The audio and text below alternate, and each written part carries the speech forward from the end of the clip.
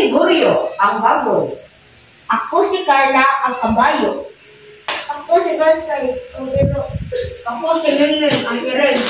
Ako ay si Kambing. Ako si Carla, ang kabaw. Ngayong hapon mga bata, mag-story kita karon. Ang title sa atong story, ang lungag sa uma. Ready na mo minang? Okay.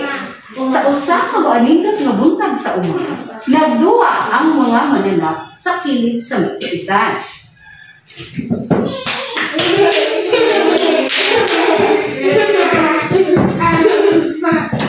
Nagdaga, nagduwa, o nagsingit-singit sila.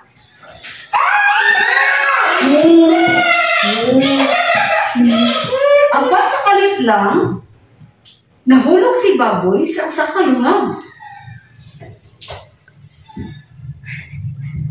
Tabang! Tabang! Iyang sigaw. Si Ningning ang iring. May una o doon. Meow! Meow! Gamay ako! Di ako nakadami! Iyang giingon. Apan iyang tabangan at tawag ang uban. Meow! Meow! Si Bansay ang iro idagan panulo.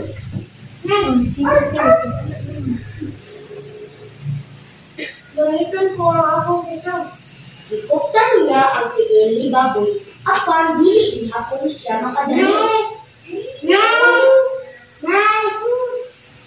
Si Goryo ang handing ni Akil.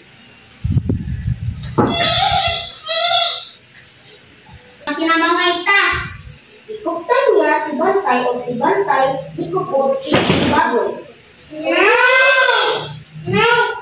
Si Carla ang kabaw ni Abot.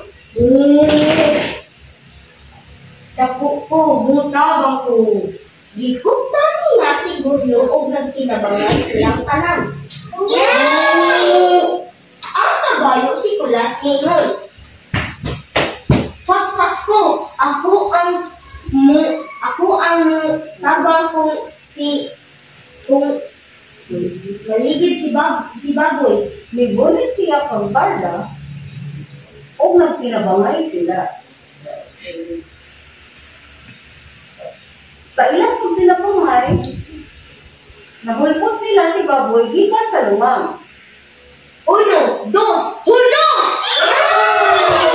Yay! Nalibay, nangatawa o nagpasalamat sila. Salamat sa inyong tabang. Walay sakayan si Carla. Magtinabangay yun ta.